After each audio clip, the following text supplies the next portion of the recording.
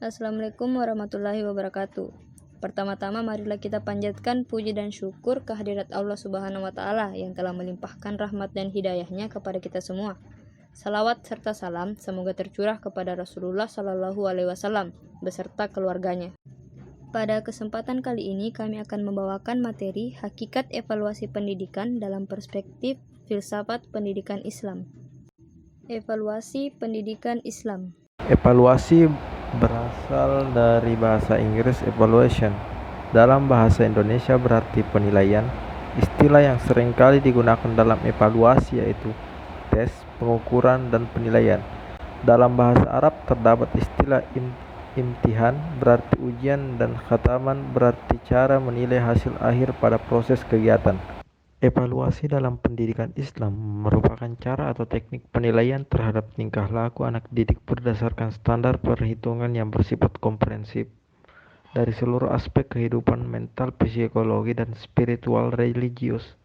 Karena manusia bukan saja sosok pribadi yang hanya bersikap religius, melainkan juga berilmu dan berketerampilan yang sanggup beramal dan berbakti kepada Tuhan dan masyarakat.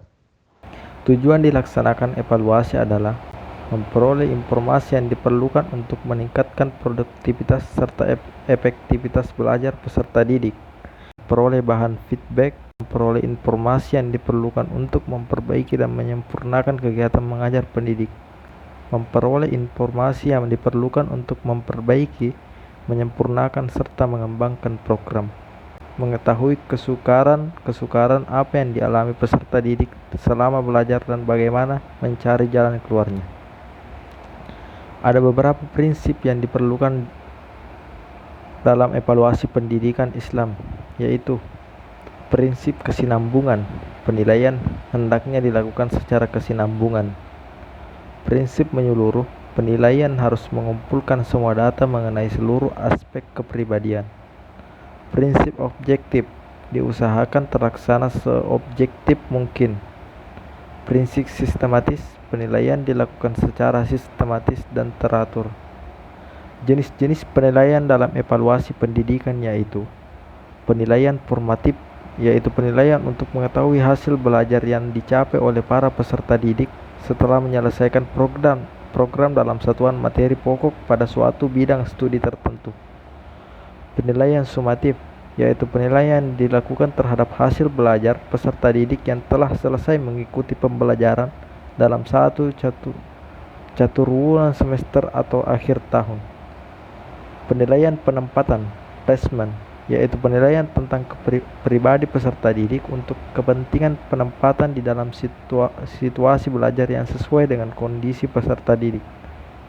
Penilaian diagnostik, yaitu penilaian dilakukan terhadap hasil penganalisaan tentang keadaan belajar peserta didik, baik merupakan kesulitan maupun hambatan yang ditemui dalam proses pembelajaran.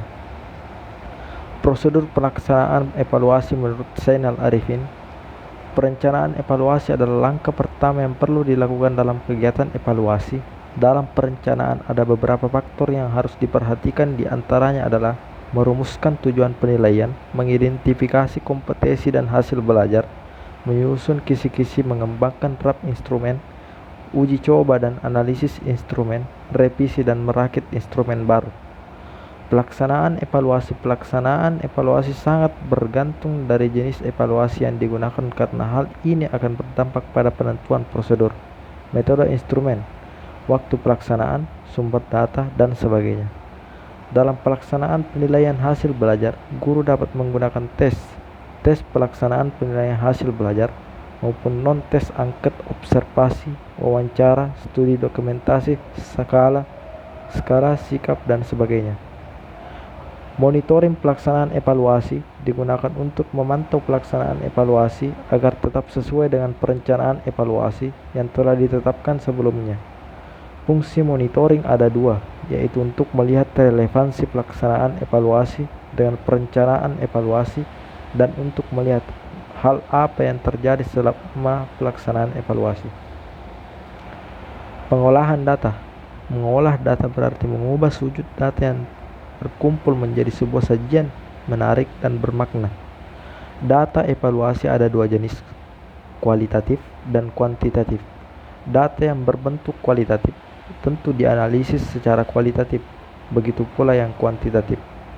Pelaporan hasil evaluasi sebagai bentuk akuntabilitas publik pihak-pihak yang berkepentingan seperti orang tua atau wali, kepala sekolah, pengawas, pemerintah, mitra sekolah, dan peserta didik. Itu sendiri harus menerima laporan hasil dari evaluasi.